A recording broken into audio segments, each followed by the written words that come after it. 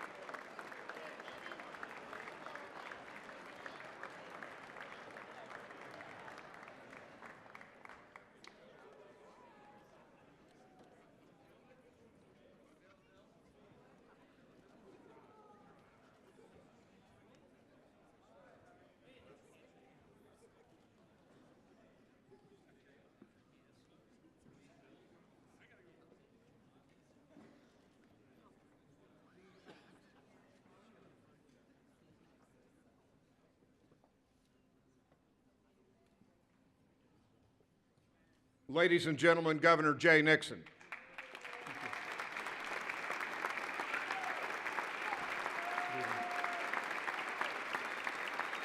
Thank you. Thank you.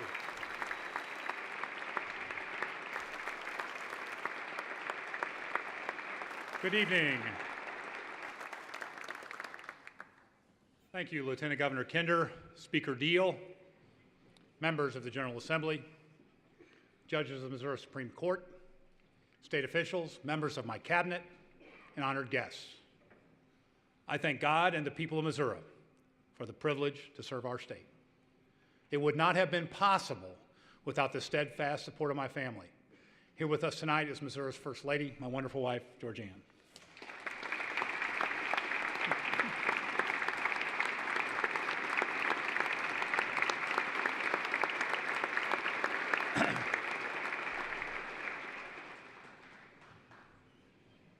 Throughout my life, I have been guided by principles I was taught as a youngster in DeSoto Boy Scout Troop 559. Do your duty to God and your country, help other people at all times, and leave things better than you found them. Following these principles, I became an Eagle Scout, a husband, a father, a state senator, attorney general, and now governor. These same principles remain touchstones for service to our great state. In nearly 30 years of public service, I've learned a lot about the character of the people of Missouri. We don't expect something for nothing. But give us an opportunity, we'll roll up our sleeves and get to work. Give us a challenge, we'll rise to meet it.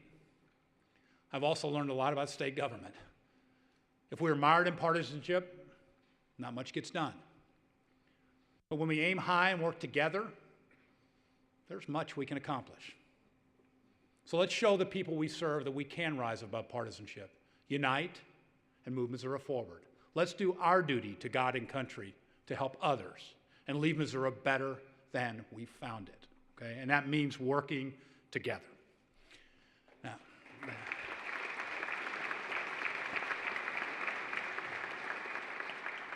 Now I'm willing to do my part. Rumor has it from some fronts that I don't spend enough time up on the third floor. I hear you. I'm going to be coming around a little more often. Just be careful what you wish for. 1 hour ago in my office, I presented the Legion of Honor to Norbert Gerling of Henley, Missouri. It is the highest distinction bestowed by the French government for service to the people of France. In the summer of 1944, Mr. Gerling was a Hellcat gunner with the 609th Tank Destroyer Battalion. He joined General Patton's Third Army for the drive through France into Germany during the Battle of the Bulge, and was awarded the Bronze Star for meritorious service. Those historians out here remember 70 years ago, on January 25th of this week, is when the Battle of the Bulge finally ended. Sergeant Gerling represents millions of members of the greatest generation. Men and women who demonstrated the grit, courage, and unshakable optimism that made our country what it is today. Sergeant Gerling, would you please stand? On behalf of all Missourians, we thank you and all the men and women in uniform.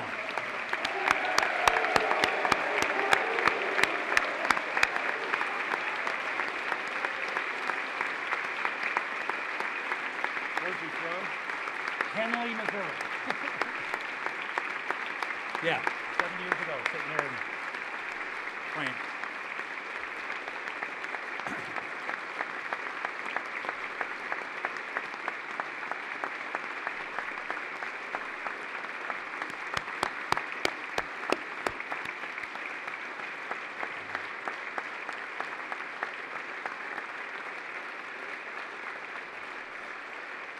Thank you. Now, for their courage and sacrifice, our veterans deserve more than just gratitude. They deserve to live with dignity and pride. Today, with a generation of Vietnam-era veterans getting older, we need to ensure that all our veterans receive the best care possible. That's why my budget includes the resources to modernize and improve our state veterans' homes so that they're up to the high standards our veterans deserve.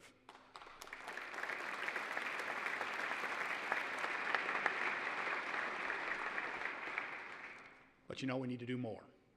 Nearly 2,000 Missouri vets are now on waiting lists to get the care they've earned. 2,000. That's unacceptable.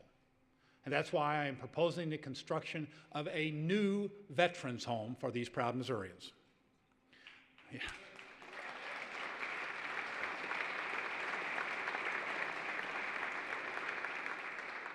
These men and women did their duty to God and country so that our lives might be better. Now we need to be there for them. Let's work together and get that built.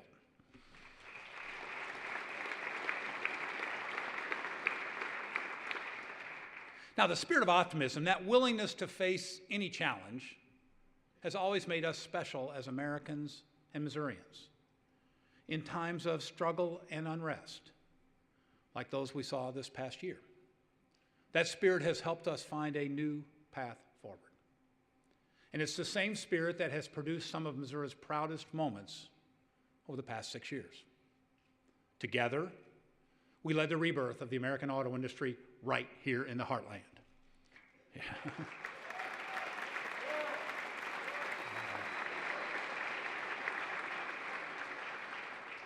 Together, we helped communities recover and rebuild stronger than in the aftermath of floods, blizzards, and the deadliest tornado in our history in Joplin.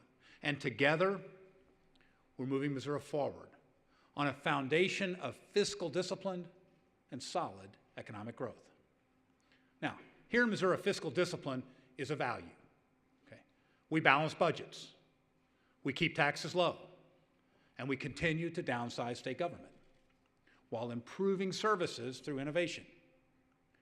We trimmed the state workforce by more than 4,000 positions, paid down debt, and sold off property. At a time when pension costs were dragging down other states, we worked together to shore up our pension system, saving taxpayers more than $600 million over 10 years. Strict fiscal discipline has helped protect our AAA credit rating, giving us the opportunity to make essential, long overdue investments in the future. Last year, the legislature took the first step by passing additional bonding capacity. And that means this year, we can move forward with the strategic bond issuance to fund improvements to our college campuses, state buildings, state parks, and veterans' homes. Okay?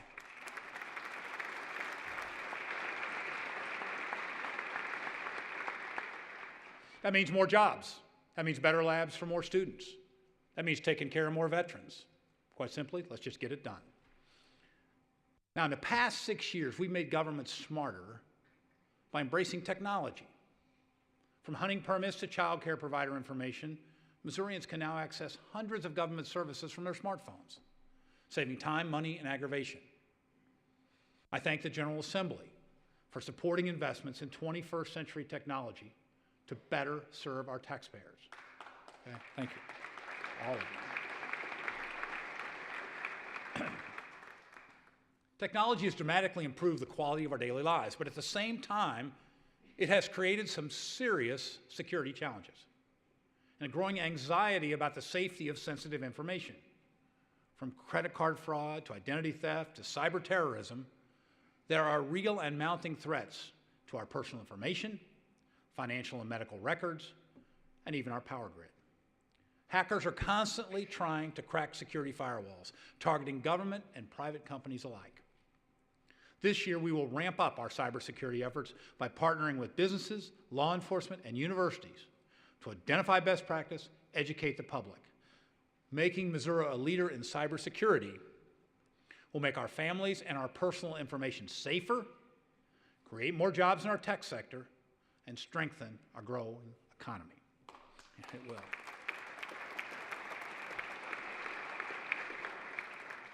And you know, our economy is growing. Let's take just a second to remember where we started. When I took office in January 2009, the state had lost more than 65,000 jobs in the previous year. The unemployment rate was 8.6% and rising.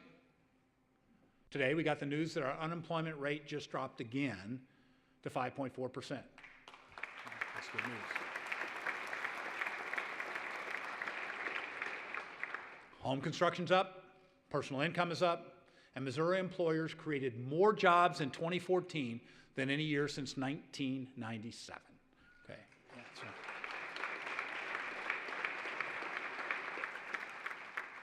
That's right, we just closed out the best year for job growth in 17 years. Okay.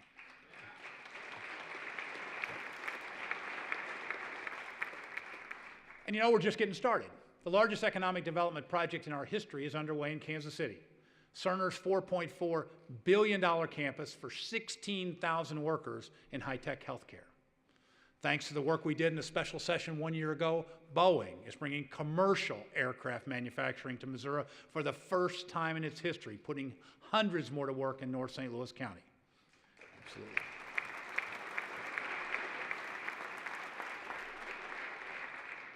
And more enterprising Missourians in small towns and big cities across our state are starting their own businesses than at any time in the last 20 years. Yeah. Another way we're creating more jobs at home, by selling more Missouri products to Brazil, China, Taiwan, England, France, Korea, Canada, and others. Some of you in this room have joined me on these successful trade missions. We've signed agreements to sell billions of dollars of Missouri goods to businesses and consumers alike. Last year, our exports hit $14 billion.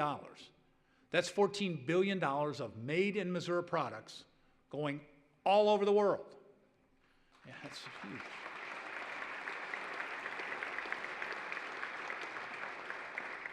Now, a big part of that success is from our number one industry, agriculture.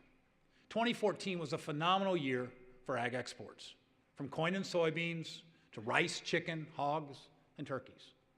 And there are 11 million more potential customers for Missouri's farm products just 90 miles away from the U.S. in Cuba. For many in my generation, trade with Cuba was unthinkable. But never underestimate the power of American democracy to improve people's lives and open hearts and minds.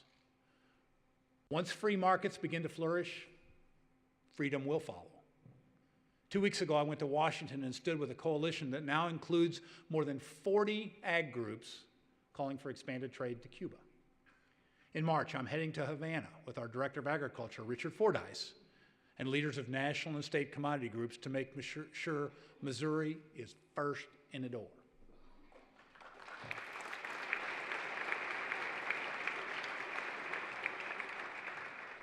Because all we need is an open door, and Missouri's innovative, hardworking producers will do the rest.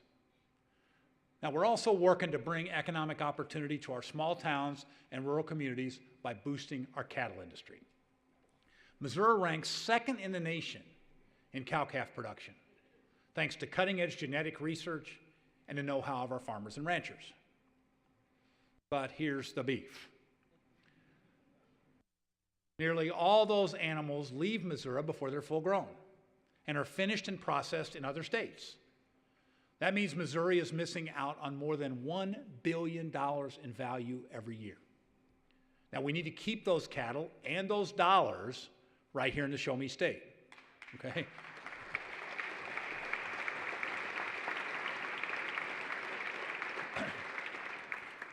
Earlier this month, we brought together hundreds of folks from around the state, producers, scientists, packers, corn growers, legislators, and others to develop a plan to do just that. And we're also proposing $1.2 million to research new ways to make our cattle industry more profitable. With the right strategy on beef, we can strengthen our rural economy and the families and communities that depend on it. Now, getting more Missouri goods to global markets requires the transportation infrastructure to get there safely. We've traditionally paid for roads and bridges through user fees, like the gas tax. Missourians believe it's only fair that folks who use the roads also pay for them. But with more fuel-efficient vehicles, drivers are getting more miles out of each gallon of gas. So they end up paying less to fund our roads. As a result, money for our roads and bridges is drying up. Missouri has the 7th largest highway system in the nation, but we rank 46th in how much we invest to maintain it. Last week, we heard MoDOT lay out in stark terms what this means. On thousands of miles of state roads, from Lindbergh in St. Louis to Rangeline in Joplin, we'll barely be able to patch potholes. By 2017, we won't even have enough revenue to match federal highway dollars. So what do? One option is a toll road on Interstate 70. The Highway Commission's recent report showed that this approach could make I-70 better and safer and free up tens of millions of dollars for other roads around the state. Trucks and out-of-state vehicles that do the most damage to I-70 would have to pay their fair share. That deserves serious consideration. Here's another option, the gas tax. Missouri's gas tax hasn't gone up a penny in nearly 20 years. It's the 5th lowest in the nation. With gas prices as low as they are now, this is worth a very close look.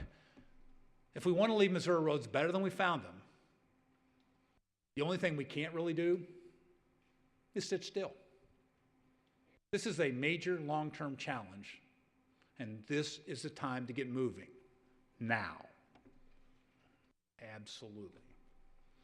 Now, creating opportunity for all Missourians requires us to face some painful truths and tackle some difficult challenges. The events in Ferguson following the death of Michael Brown sparked a national conversation about race and equality, education and economic opportunity, law enforcement and the courts. We've already taken some meaningful steps forward in Ferguson. We've provided loans to help small businesses recover. We'll invest $2.5 million to improve West Florissant Avenue.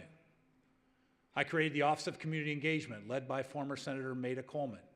She is already doing great work, including overseeing a summer jobs program for thousands of low-income kids in St. Louis and Kansas City. She is.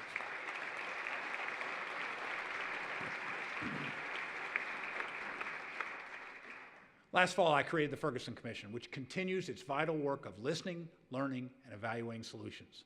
I look forward to receiving its final report this September. But make no mistake,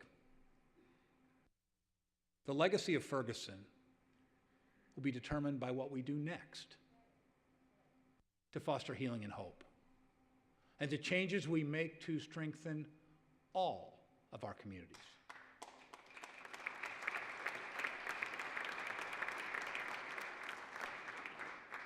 Many of the broader systemic issues will require sustained effort by those of us in this room.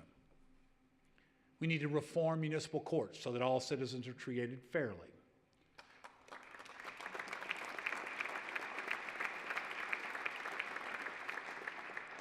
We need to update the state statute governing deadly force to be consistent with constitutional requirements and U.S. Supreme Court precedent.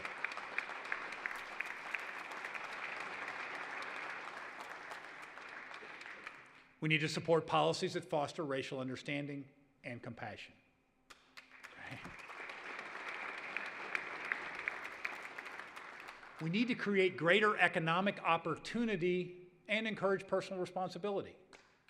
Absolutely.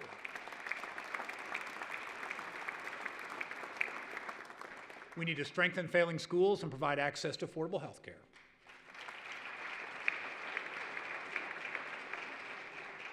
And we must recruit, train, and certify professional law enforcement that reflects the diversity of the community it serves.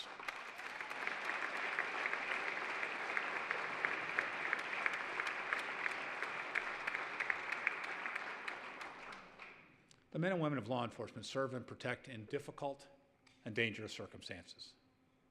They put their lives on the line to protect our lives. We are proud of our law enforcement officers.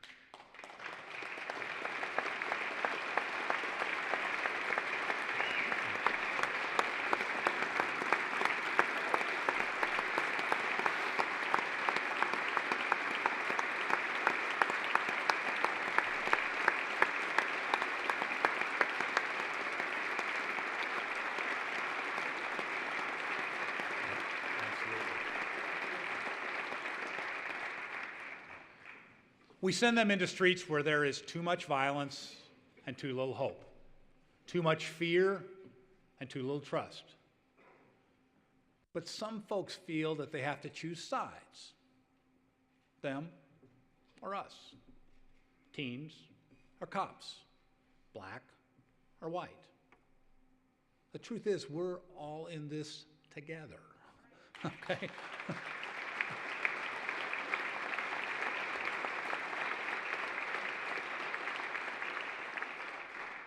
The truth is, real and lasting change is only possible when we stand together, okay? Now, we saw many examples of compassion and generosity in Ferguson. Religious leaders, residents, and business owners pitched in to help. Teachers volunteered to provide activities for hundreds of kids at the public library after school was canceled. One day last summer, troopers from the Missouri State Highway Patrol were driving through Canfield Green when they noticed a basketball hoop. It looked pretty sad. Bent over and didn't even have a net. So with their own money, the troopers went to a local store and bought a net and a new basketball. Then the troopers drove back, hung the net, and tossed the ball to some neighborhood kids.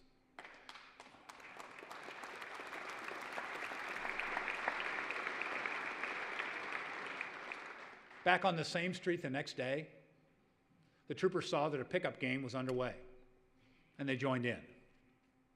Of course, it was more than just a friendly game of hoops.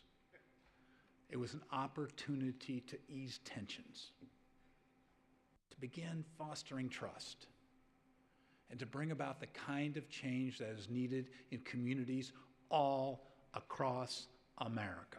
Okay?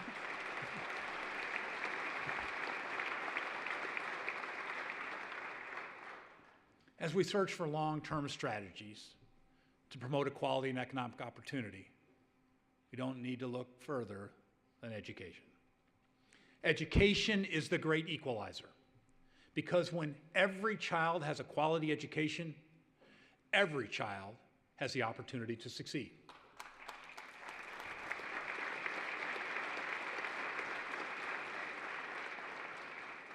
And education is the best economic development tool that we have. Okay. That's why we've increased funding while also raising our expectations with more rigorous classes, tougher tests, and stricter accountability. And Missouri schools are rising to the challenge. Over the past 6 years, math scores have gone up, reading scores have gone up, and we're starting to see solid progress in some of our most troubled school districts. Now, tonight we are joined by Dr. Tiffany Anderson, the superintendent of the Jennings School District in North St. Louis County. And Brianna Parker, more importantly, Brianna Parker, the 7th grade student at College Prep Academy with a 4.0, okay?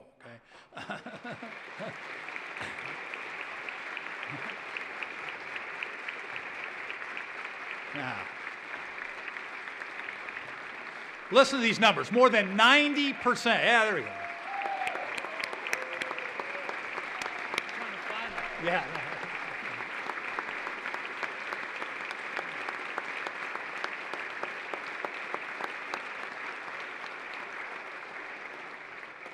Brianna, isn't it nice to be in a room where everyone else got straight A's? Okay. Fellow travelers with you. More than 90% of the kids in her district come from poor families. But the superintendent and her team aren't letting anything hold them back. Jennings students have made big leaps forward over the past several years with higher test scores and higher graduation rates. Please join me in thanking their leader, Dr. Anderson, for her leadership and dedication of these kids.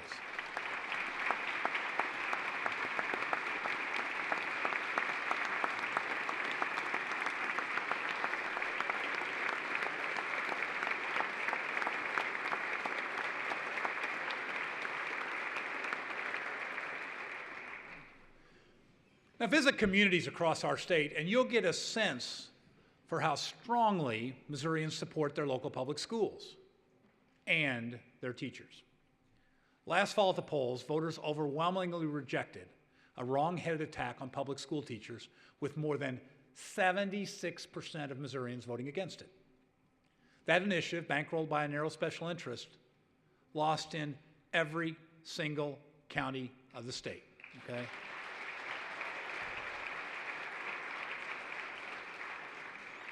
In Stone County and Sullivan County, Wayne and Washington, Greene and Iron County, Missourians demonstrated just how fiercely they stand behind public schools. Because Missourians know we need to pay our teachers more, not chip away at their job security.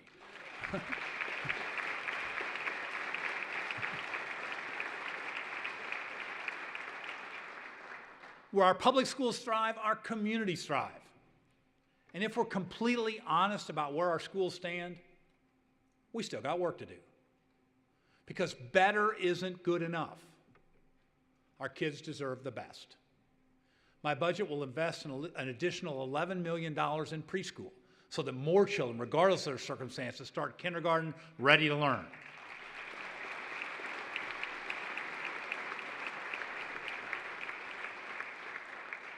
And once again, I am proposing record funding for K-12 education with an additional $150 million for our local public schools.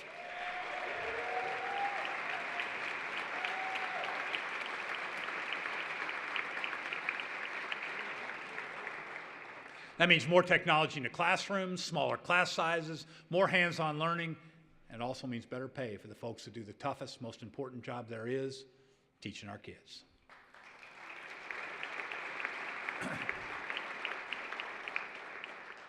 I also appreciate the good bipartisan discussions we've had about the school transfer law, and I am confident that the legislature will get a clean fix to my desk this session. Now, we know that the fastest growing, highest paying jobs in the global economy are in science, technology, engineering, and math. But right now, less than 20% of our undergrads at our public universities are getting degrees in these demanding academic disciplines. We got to expose kids at an early age to programs that bring science and math to life, like Project Lead the Way. I've been to Project Lead the Way classrooms where kids were analyzing DNA and designing software. It's a real game changer. We now have more Project Lead the Way computer science programs than any other state. That's number one. But not enough schools are using Project Lead the Way at the elementary level. We need to ramp that up dramatically. That's why my budget provides startup grants to expand Project Lead the Way to another 350 elementary schools all across the Show Me State. Okay?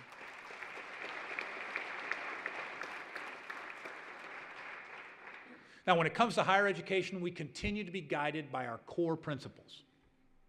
quality, affordability, and accountability. Since 2009, Missouri has led the nation in holding down tuition increases at our public universities. Number one.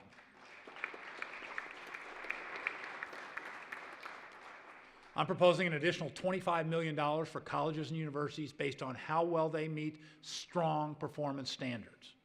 We're also working to provide state-of-the-art facilities that will prepare our students for high-tech jobs, replacing lab equipment that's more than 30 years old, and upgrading engineering buildings with leaky roofs and poor lighting. Because we can't prepare students for 21st century jobs with equipment that was obsolete in the 20th century. In fact, with your hard work last year, one of these projects is already underway. Long overdue renovations at Missouri's College of Engineering will add classroom space and lab space to prepare more Missourians for the high-tech, high-wage jobs of the future. Education and educating a competitive workforce is something we can all get behind. I want to thank each of you for all you've done to help us with our colleges. Thank you very much.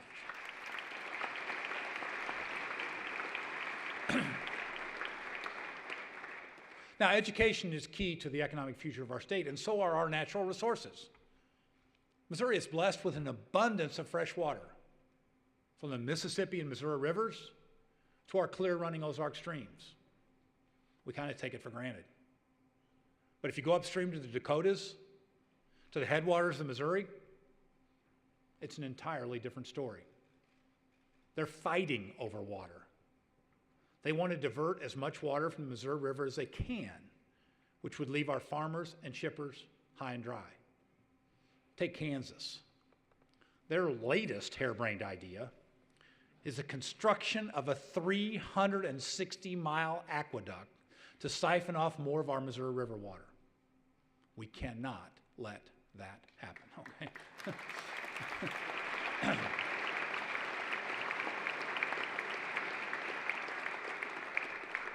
As long as I'm governor, I will not let states upstream divert Missouri River water that we rely on for drinking, farming, and industry.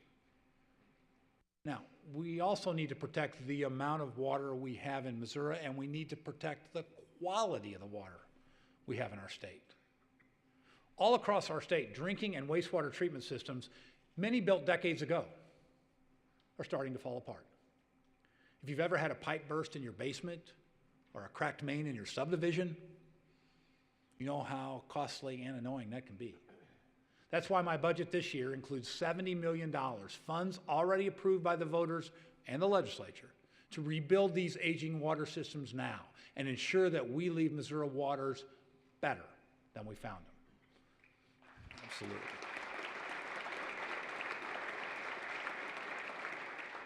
Our rivers and streams are part of the priceless outdoor heritage that Missourians can enjoy. And our 87 state parks and historic sites have been recognized as the finest in the nation for camping, hiking, bicycling, and paddling, with millions of visitors every year.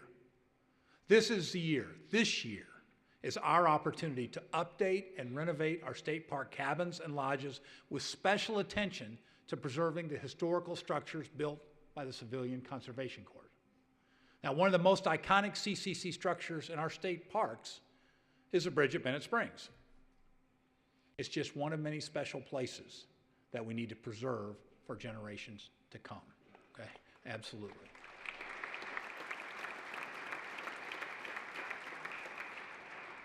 Now, I've spoken a lot tonight about some of the big challenges we must overcome to create opportunity and build a brighter future for our state. Now I'd like to talk about another challenge, but really a greater opportunity: strengthening and reforming Medicaid.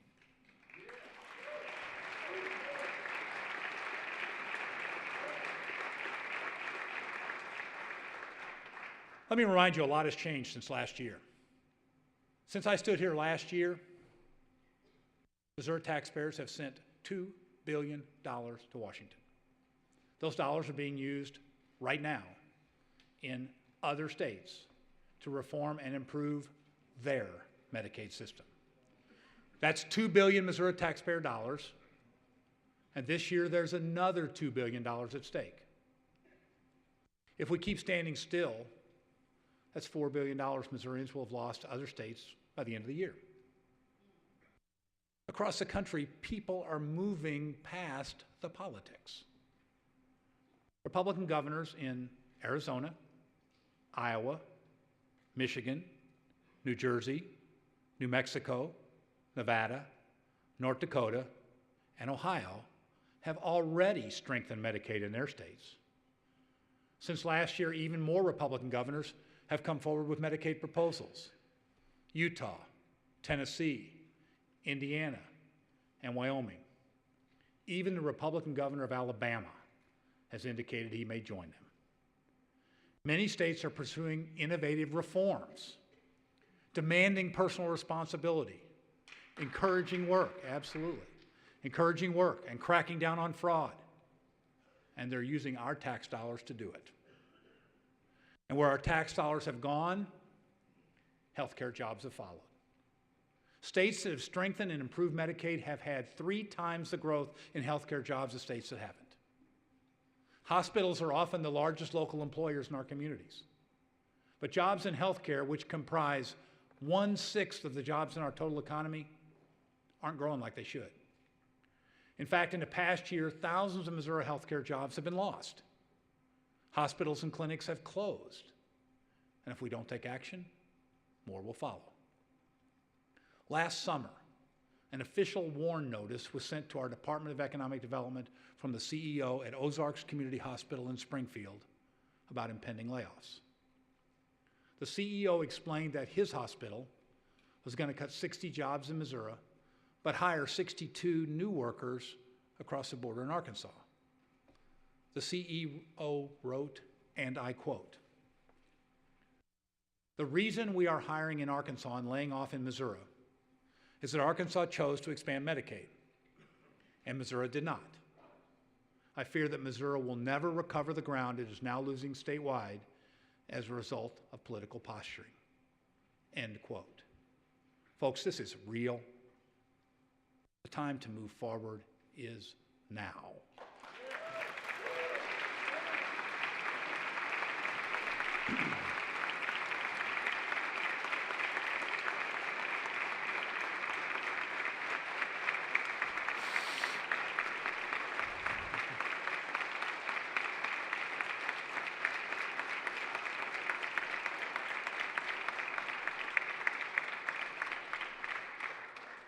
Now, it's also really important to remember that standing still on Medicaid has a human cost. The 300,000 Missourians who would get health care if we move forward are your friends and neighbors. 13,000 of them are veterans. 50,000 are people struggling with mental illness or substance abuse. And tens of thousands more are working Missourians who live below the poverty line. Because they're working, they earn too much to get Medicaid, but they can't afford to buy health insurance on their own. Let's work together, rise above the same old partisan fights of years ago, and strengthen and reform Medicaid this year.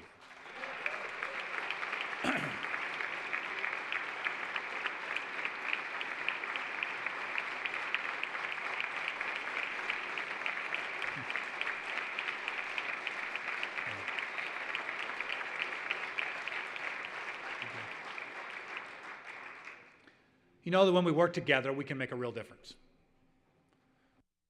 Just look at what we've done to strengthen our mental health system. We passed landmark legislation to help children with autism. We're building a state-of-the-art mental hospital in Fulton, replacing one that opened in 1851. We put mental health professionals in community health centers to work hand in hand with local law enforcement. Together, they're helping thousands of vulnerable Missourians with chronic mental illness get the treatment they need. And for the first time in 20 years, there is no longer an agonizing wait of weeks, months, even years for in-home services for low-income Missourians with developmental disabilities. That's what happens when we work together.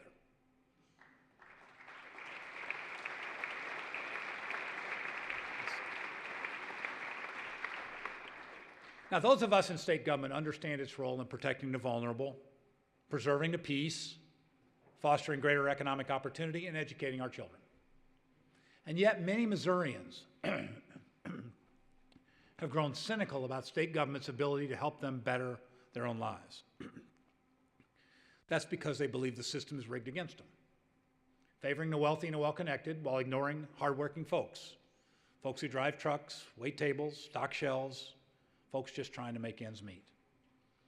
Like I said before, Missourians don't expect something for nothing, but they do expect a fair shake, and they deserve it. What good are we to the people who elected us if they can't trust us to represent their best interests? That is exactly why we need ethics reform. Okay?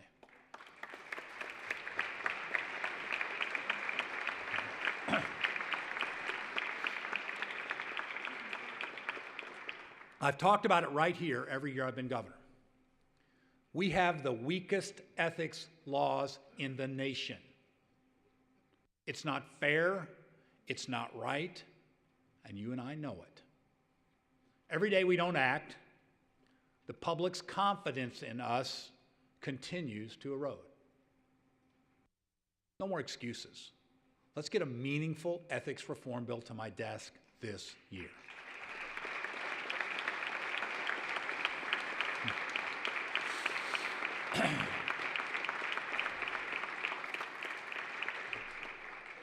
Now, when we work together, we can achieve great things for the people of our state. Last week, I was at the Detroit Auto Show, where Missouri's award-winning trucks and vans once again took center stage. Today, our automotive comeback may seem like it was always inevitable. But back in 2009, it was anything but. The national recession and competition from overseas had dealt a crippling blow to our auto industry. By the time I took office, plants were closed or closing in Hazelwood, South St. Louis, North St. Louis, and Fenton. There were rumors that Ford's Kansas City assembly plant and 4,000 hardworking folks employed there might be next. I was not about to let that happen. As long as cars were going to be made somewhere, I was determined to make sure it was Missourians who were building them. Okay? Absolutely.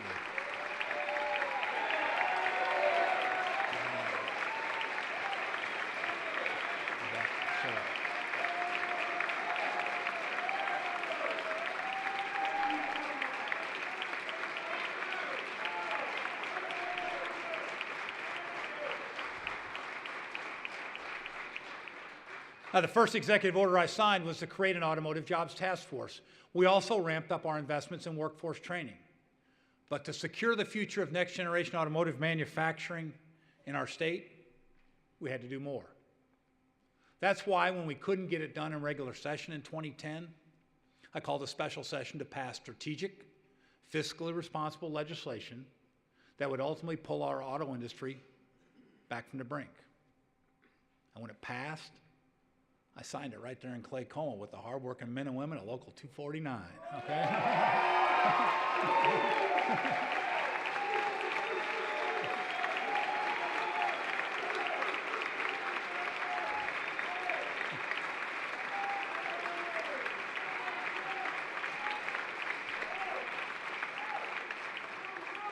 So it's no accident that soon more vehicles will be rolling off the line at Clay Como than any other Ford plant in the world, okay?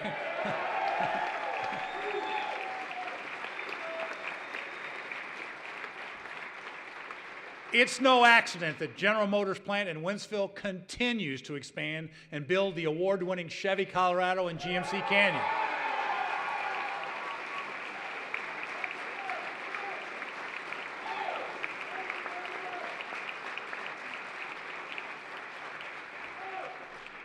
And while we're at it, it's no accident that Motor Trend's top 3 trucks of 2015 are all built right here in the Show Me State.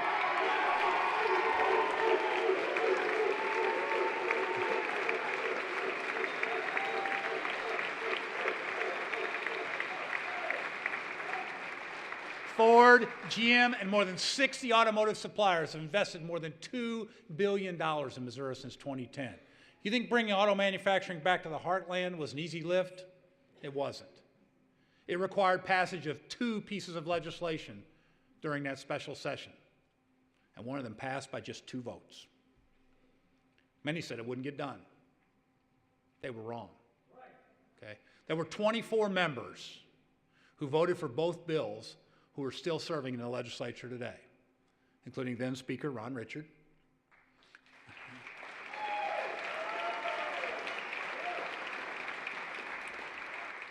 look at this, though. Look who the other 4 I'm talking about are. 4 of them are now your leaders. President Pro Tem Dempsey, Senate Minority Leader Keaveney,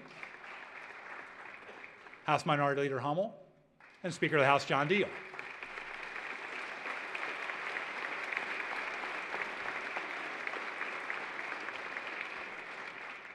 These weren't easy votes for everyone at the time, but it was the right thing to do.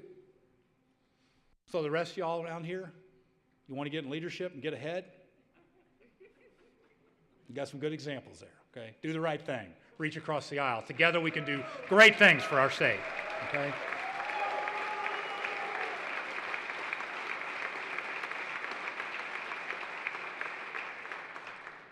But the real credit for rebuilding our auto industry goes to the workers. We are joined by some of them tonight. Please stand if you would. Members of the UAW.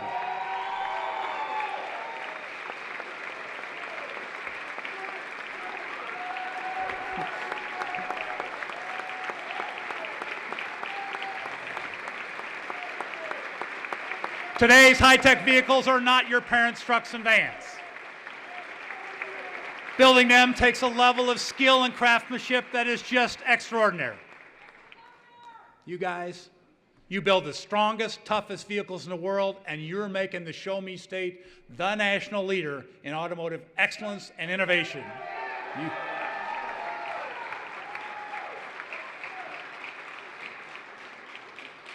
Your work ethic is second to none. Your product is the best in the world. Quite simply, you make the Show Me State proud. Thank you.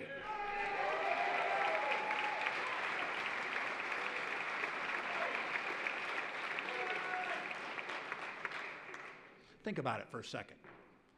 Because of the work of the people sitting here just a few short years ago and the work we did together, these men and women have the dignity of a good family supporting job. Those paychecks cover more than the monthly bills. They help folks buy cars and houses. They pay for books and baseball gloves, computers and college tuition, and put something in the collection plate on Sunday.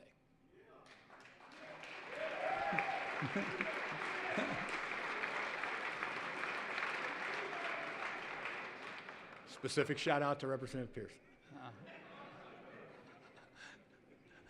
And it was made possible by the decision made in this building.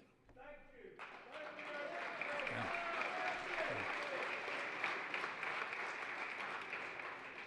This, my friends, is what public service is all about. This is why we're here. To create real opportunity that leaves no one behind. The fact is, our state works best when everyone has an opportunity to succeed. Every college student in our state deserves the opportunity to earn a degree that prepare them to compete in a global economy and enter the workforce without a mountain of debt. Every parent in our state deserves the opportunity to get a job that pays enough to provide for their families and save a little too. Every farmer who wakes up before sunrise and works past sunset deserves a chance to sell his crops, not just around the country, but around the globe. And every Missourian deserves a government worthy of their trust. Okay?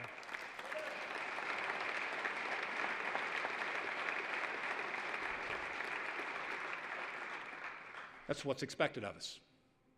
We must demand it of ourselves and each other. I believe that we're all here for the same reasons, which brings us right back to the values instilled in me as a scout.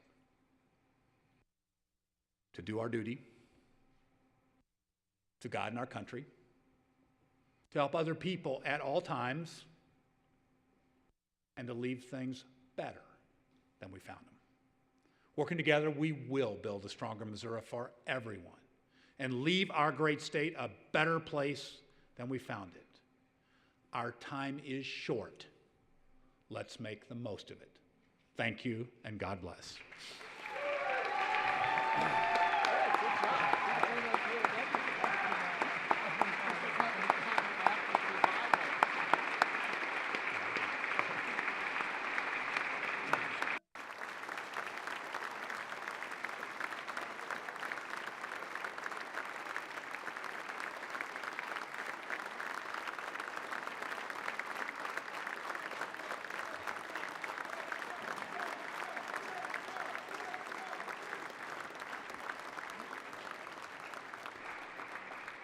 Will the escort committee please escort the governor from the chamber?